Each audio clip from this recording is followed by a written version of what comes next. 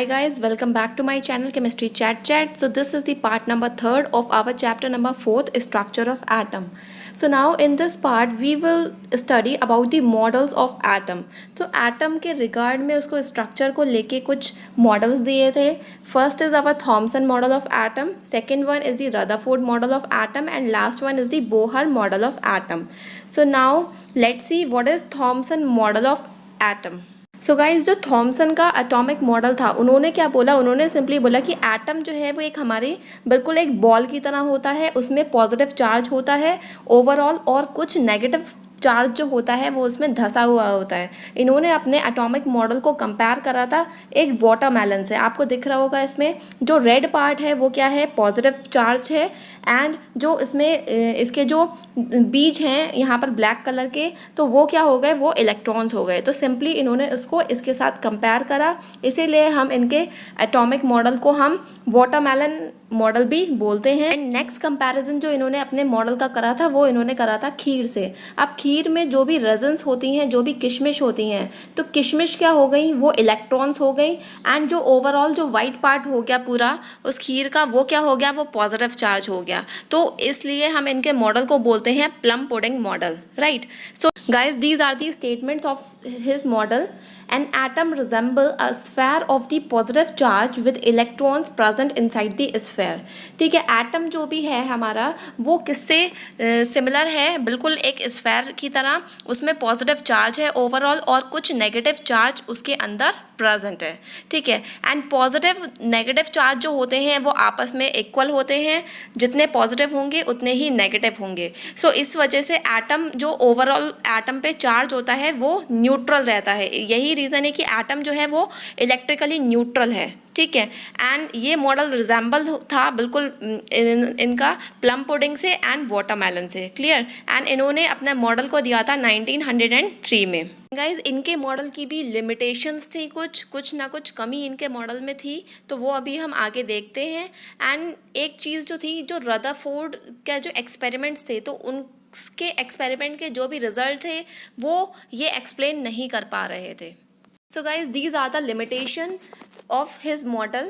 इनका मॉडल जो था वो एक्सप्लेन नहीं कर पा रहा था कि कैसे पॉजिटिव चार्ज जो है वो पूरे इलेक्ट्रॉन्स को एटम के अंदर होल्ड कर पाता है। ठीक है, एंड इन्होंने अपने मॉडल में कोई भी एक्सप्लेनेशन नहीं दिया था, कोई भी मेंशन इन्होंने नहीं करा था न्यूक्लियस के बारे में कि एटम के अंदर न्यूक्लियस होता है, तो इसके बारे में इन्होंने कोई भी हमको इन्फॉर्मेशन नहीं दी थी। ठीक है, so now next thing is the Rutherford alpha scattering experiment. So guys Rutherford ने क्या करा, रदरफोर्ड ने ये एक्सपेरिमेंट करा, इन्होंने अल्फा पार्टिकल को यूज़ करा। अब अल्फा पार्टिकल क्या होते हैं, अल्फा पार्टिकल जो होते हैं वो पॉजिटिव चार्ज वाले पार्टिकल होते हैं, उन पे 2 यूनिट का पॉजिटिव चार्ज रहता है और उनका जो मास होता है वो 4 यूनिट का होता है। आप ऐसे समझो, अगर मैं He2 पॉजिटिव आयन बोलूँ तो ये हमारा क्या हो गया, ये हमारा एक्चुअली में यही हो गया, अल्फा पार्टिकल हो गया। ठीक है, सो ये क्या होते हैं, ये रेडियो एक्टिव एलिमेंट से निकलते हैं। हमारे रेडियो एक्टिव एलिमेंट कौन कौन से हो गए, रेडियम हो गया, पोलोनियम हो गया, तो ये सब क्या है, रेडियो एक्टिव एलिमेंट्स। तो इनसे क्या निकलते हैं, अल्फा पार्टिकल्स निकलते हैं, और ये बहुत तेज़ी से मूव करते हैं क्योंकि इनके पास कुछ ना कुछ अमाउंट की क्या होती है, एनर्जी होती है। सो उस एनर्जी की वजह से ये इवन मैटर जो है उसमें क्या कर जाते हैं, छेद कर जाते हैं एक पर्टिकुलर लिमिट तक। ठीक है, तो ये जो था इसमें इन्होंने इसका यूज़ करा था रदरफोर्ड ने अपने एक्सपेरिमेंट में, और गोल्ड फॉइल का भी यूज़ करा था। ठीक है, गोल्ड फॉइल में जो गोल्ड के एटम्स होते हैं, ठीक है, उनका साइज़ बड़ा होता है with comparison to the alpha particle. So अभी हम इसको डायग्राम के थ्रू क्लियर करते हैं। गाइस इन्होंने क्या करा, सबसे पहले एक रेडियो एक्टिव सोर्स को लिया, मतलब रेडियम ले लिया होगा या फिर पोलोनियम ले लिया। ठीक है, उसके चारों तरफ एक लेड की शील्ड लगा दी।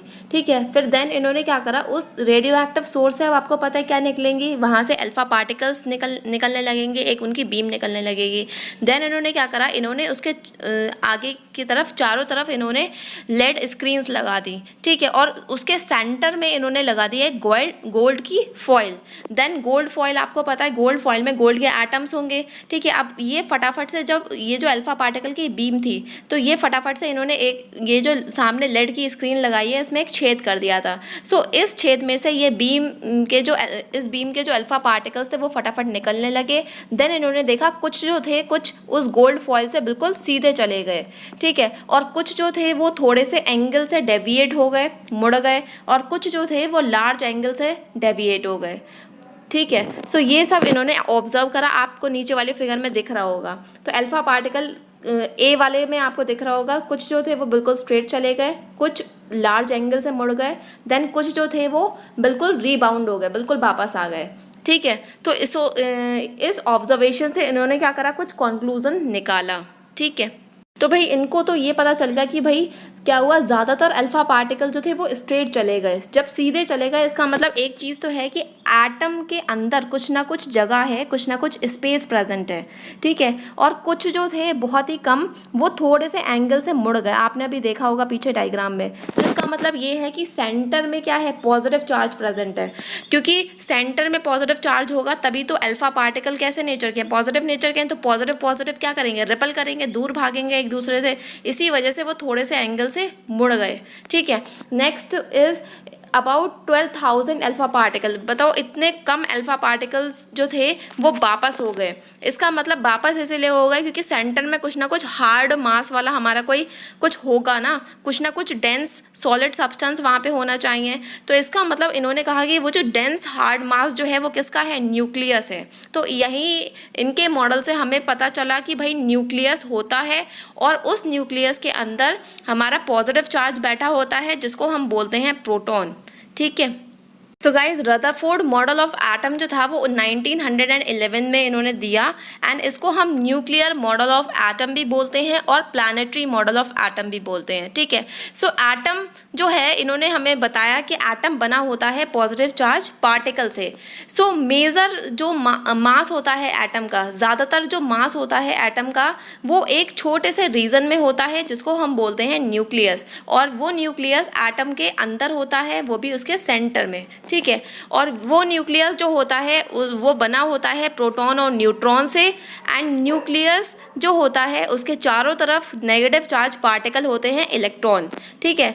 अब वो नेगेटिव चार्ज पार्टिकल न्यूक्लियस के चारों तरफ कुछ फिक्स सर्कुलर पाथ में होते हैं और बहुत तेज स्पीड से वो क्या करते रहते हैं, घूमते रहते हैं, ठीक है। अब ये तो इन्होंने बता दिया कि भाई वो तेज स्पीड से घूमते हैं, लेकिन वो घूमते हैं तो कभी ऐसा भी होना चाहिए कि वो टकरा जाएं। तो इसका मतलब क्या है, कुछ ना कुछ फोर्स ऑफ अट्रैक्शन है जो होल्ड करके रखता है न्यूक्लियस और इलेक्ट्रॉन को, वो होता है इलेक्ट्रोस्टैटिक फोर्स ऑफ अट्रैक्शन। सो अभी हम इसको डायग्राम से थोड़ी सी और क्लैरिटी लेते हैं। सो गाइज आपको दिख रहा होगा ये सेंटर में क्या है, पॉजिटिव चार्ज न्यूक्लियस है, एंड इसके चारों तरफ ये सर्कुलर फिक्स्ड पाथ जो है इनको हम क्या बोलते हैं, ऑर्बिट बोलते हैं, और इनमें होते हैं इलेक्ट्रॉन, और इलेक्ट्रॉन होते हैं नेगेटिव चार्ज के। तो ये क्या करते हैं, कंटिन्यूसली घूमते रहते हैं बहुत हाई स्पीड से, ठीक है। सो इनके मॉडल की भी क्या थी, कुछ लिमिटेशंस थी। इनका जो मॉडल था, इनकी जो थ्योरी थी वो ये मेंशन नहीं कर पा रही थी कि इलेक्ट्रॉन्स का जो अरेंजमेंट है वो ऑर्बिट में किस टाइप से होता है, वो इन्होंने एक्सप्लेनेशन नहीं दिया था। उसी के साथ साथ इन्होंने ये नहीं बताया था कि भाई हमारा एटम जो है वो स्टेबल कैसे होगा।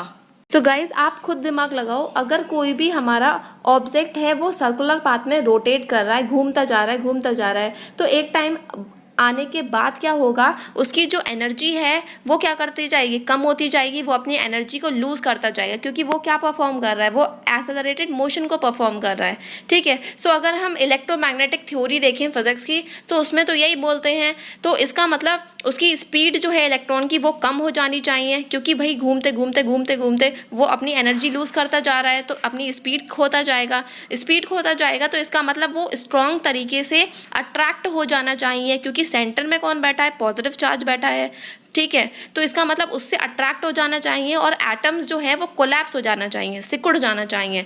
बट एक्चुअली में ऐसा नहीं होता है और एटम अनस्टेबल हो जाना चाहिए। तो इस चीज़ को ये एक्सप्लेन नहीं कर पाए थे। दैट मीन्स एटम की स्टेबिलिटी को ये एक्सप्लेन नहीं कर पाए थे, ठीक है। मैंने यही लिखा हुआ है यहाँ पे कि मैक्सवेल जो थे उन्होंने बताया कि अगर accelerated charge particle electromagnetic radiation निकालता है, रिलीज करता है, तो ये रेडिएशन के पास इतनी एनर्जी होती है।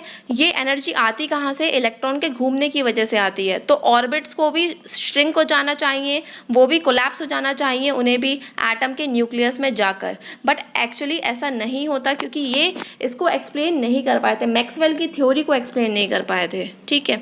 एंड गाइस, नील बोहर जो थे उन्होंने हमें समझाया कि एटम की स्टेबिलिटी कैसे होगी, and that Niels Bohr model of atom we will discuss in the next part. Till then, don't forget to hit the like button, share and subscribe my channel, and also press the bell icon so that you can get the new videos notifications.